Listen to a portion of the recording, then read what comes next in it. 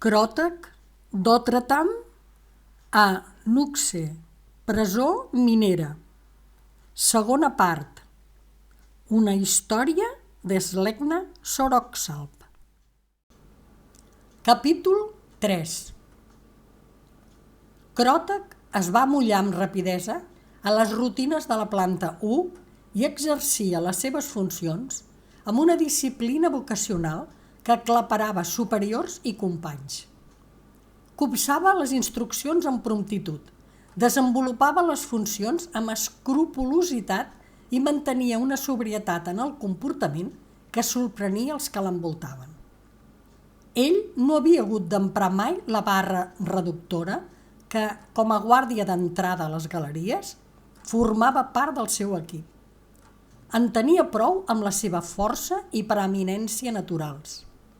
Això no privava que en la seva ment prosperés l'estratègia millor per sortir d'aquell antre i l'objectiu privat d'aconseguir la fructificació de la llavor que protegia contra tot.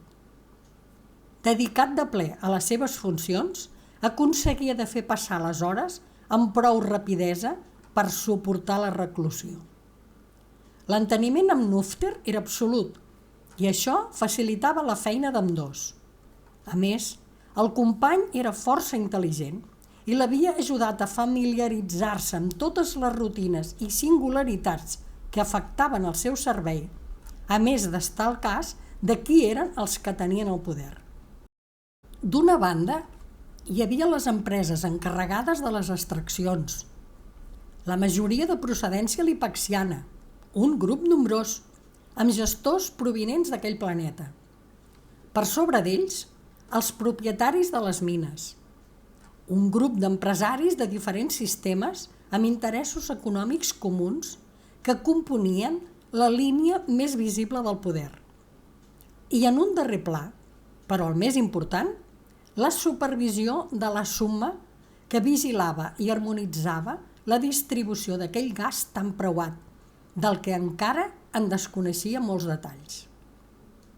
Segons va comprovar més tard, tampoc Núfter no en tenia un gran coneixement sobre l'aprofitament final del fitró. D'altra banda, la relació amb Crino, el conductor del transport eruga que l'havia portat des de la 66, havia estat d'allò més útil. Tan bon punt havia arribat a la central, Crino l'havia introduït en els cercles amb els que es relacionava, alguns tècnics, vigilants d'interior, caps de seguretat i d'altres no tan formals. Tot plegat havia facilitat la inserció de Cròtec en les rutines de l'explotació i en la vida subsocial de la planta. Aprofitant que estava assignat a la central, a Cròtec li era imprescindible tenir el màxim d'informació possible i conèixer qui era qui, per afavorir la seva posició. No havia abandonat en cap moment el seu propòsit de sortir d'allà. Fins s'havia assabentat de detalls que, a no ser per al seu amic, no haurien arribat al seu abast. Malgrat l'estreta relació, Crino passava moltes jornades fora del recinte principal, portant presoners o queviures i tornant cadàvers dels desventurats que havien deixat la vida a les galeries. Per aquell motiu, aprofitaven totes les ocasions que els respectius serveis els permetien per trobar-se, xerrar i engolir una mena de beuratge que Crino destil·lava ell mateix. No li havia preguntat mai d'on l'extreia, preferia ignorar-ho i gaudir d'una estona amb l'amic. Núfter sovint els acompanyava. En més d'una d'aquelles trobades, Crino i ell s'havien reunit amb Tàneu i els Oftis per intercanviar històries dels respectius planetes i anècdotes de les vides particulars. D'aquells aplecs, Cròtec n'havia conegut els Oftis que eren presoners i els que, com Tàneu, eren contractats. Segons li havien explicat, aquests darrers tenien acords temporals per treballar a Nuxe i, segons comentaris, els pagaven força bé, a més de donar-los una racció doble d'aigua, un motiu per arriscar la vida en aquell secalló de terra. Amb tot, es va assabentar que pocs oftis amb contractes sortien de Nuxe. Uns perquè morien sota les condicions d'un planeta tan diferent al seu. D'altres perquè prorrogaven els acords al no tenir cap lloc on anar, ni família que els esperés. No tenien una llar. No tenien on tornar. La resta d'oftis, sense excepció, es van declarar assassins. Mai no va qüestionar-ne les causes perquè ell mateix ho era, encara que en considerés de justícia els motius del seu empresonament. El cert era que li costava imaginar-se aquelles menudalles de subjectes assassinant ningú. Bé, potser entre ells, potser per necessitat, potser per desesperació. En tot cas, era conscient que ell podia acabar amb aquell grup gairebé d'un cop del seu braç biomecànic. Amb Tàneu va forjar un vincle curiós, perquè l'homenet admirava la decisió de Cròtec de salvaguardar la pervivència de Titsei i, en algunes de les reunions, l'animava a explicar a la colla d'ensumadors detalls sobre Outretam. Els va impressionar en descriure el cinturó de volcans que partia el seu planeta en 2 hemisferis, els quals estaven coberts d'aigua salada, clapejada per una infinitat d'illes, algunes tan extenses com les més grans ciutats d'altres mons, i gairebé totes comunicades per una xarxa de ponts intel·ligents, els quals, vistos des de l'espai, apareixien com una xarxa de pescador immensa que cobrís Outretam. Els oftis no es podien imaginar aquella faixa de foc, amb erupcions constants, quan no en un lloc, en un altre, i comprenien la necessitat de gaudir de còrpores magnífiques com les dels outretans que havien conegut a la planta, una exigència per sobreviure en un planeta tan dur. Cròtec, en una ocasió, els n'hi havia fet un dibuix damunt la sorra del seu campament per tal que se'n fessin el càrrec del que parlava. Amb el temps, la seva situació havia millorat, gràcies a l'esforç, la disciplina i el físic imponent per l'alçada i per les adaptacions robòtiques aconseguides en els més de 2 cicles de captiveri a l'explotació 66. S'havia guanyat el respecte dels companys amb qui treballava i un cert mirament dels seus superiors immediats. Val a dir que la seva assistència en un incident ocorregut durant un dels serveis també li havia generat una certa popularitat. No havia estat premeditat i potser era inevitable, però en una supervisió de canvi de torn a les galeries, ja gairebé a la sortida de la mina, 2 subjectes, un lipaxià i un terrani, s'havien embolicat en una picabaralla. Els cops entre ambdós havien provocat el trencament de les granotes i la criogenització desbocada havia ferit un vigilant d'interior. Altres guardians que havien acudit a sufocar l'aldarull s'havien vist atacats per 4 individus més.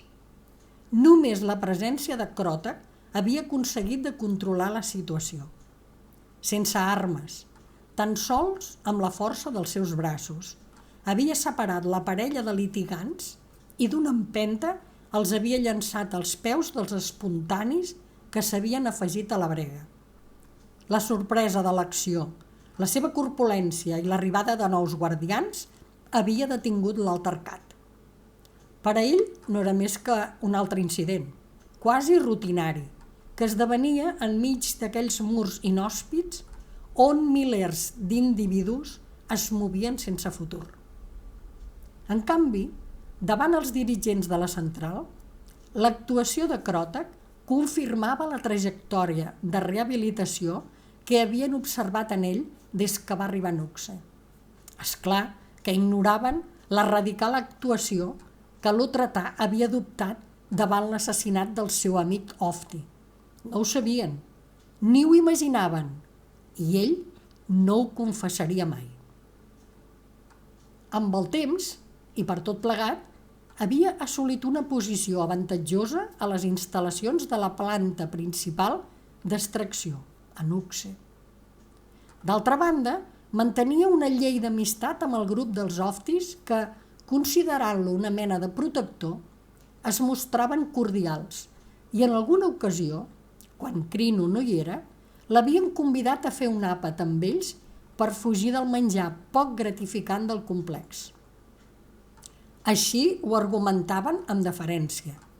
Era el seu punt de vista, és clar, perquè malgrat el bon estómac de Cròtec, no havia estat capaç de digerir els rèptils locals cuinats amb una mena d'herbes pudentes amb què els Oftis assaonaven els seus tiberis i que li van oferir com una exquisidesa. Per primer cop, des que ell recordava, després d'agrair l'àpat i allunyar-se dels seus amfitrions, havia vomitat una ingesta d'aliments o el que fos aquella cosa. Una curiositat més del lloc i de les relacions entre individus, perquè malgrat que els Oftis no podien sortir del recinte, tenien contactes amb conductors com Crino i alguns guàrdies d'exterior que els proporcionaven aquelles bestioles fastigoses que poblaven els múltiples deserts de Nuxe.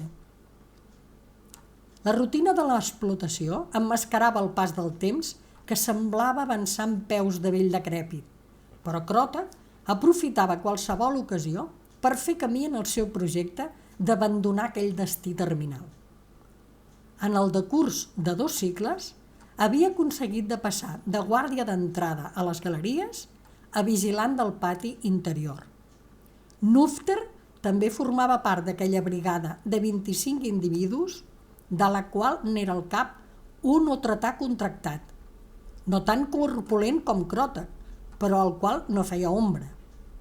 A més, darrerament, s'hi havia afegit un altre paisà llibert, l'Ètrem, fent d'aquell grup tot un espectacle quan es movien a través de galeries i patis, per enmig de terranis, lipexians i altres bípers de poc més de 6 peus, de corpulències esquifides i malnodrits.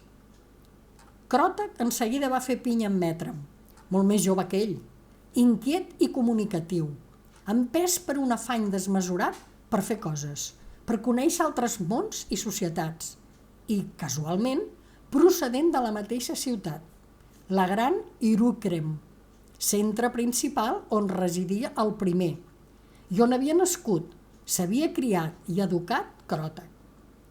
Parlaven de llocs que els eren comuns i d'experiències d'infantesa i adolescència compartides, sota l'estricte ordenament otretà per als menuts, des del seu naixement fins a complir 5 cicles, moment en què passaven a incorporar-se a la comunitat per aprendre i ser-ne un membre productiu.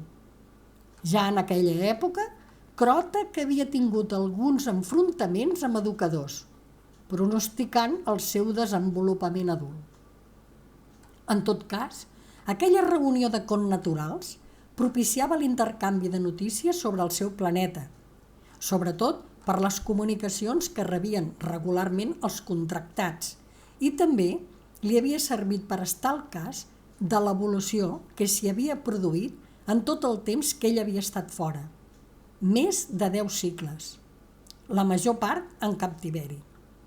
Escoltava amb atenció els detalls que els companys nouvinguts comentaven sobre les ciutats de procedència, les relacions familiars, els motius per acceptar una feina com aquella i fins als projectes que els més joves, com Ètrem, tenien per quan finalitzessin el període d'estada a Nuxe. Aquella quasi intimitat li era molt profitosa. Per Ètrem, un xerraire semblant a Crino, s'havia assabentat que les brigades que s'encarregaven de la vigilància de les pistes d'aterratge, de les inspeccions dels vehicles que entraven a la planta i de la custòdia dels visitants que concorrien a la central, així com dels dirigents de la mina, estaven compostes per otretans i lipexians, tots ells contractats, amb acords temporals i remuneracions envejables. El jove tenia el propòsit de formar part d'aquell grup especial. Cròtec no aspirava tant, però era bo saber que hi havia gent que s'aïllava en aquella furna de planeta i que quan l'abandonava duia la bossa força plena, comptant, és clar, de sobreviure per aprofitar-ho. Heu escoltat el capítol 3 de la segona part de Nuxe, presó minera, protagonitzada per Cròtec d'Òtretam, un relat d'Slēgna Soroksal.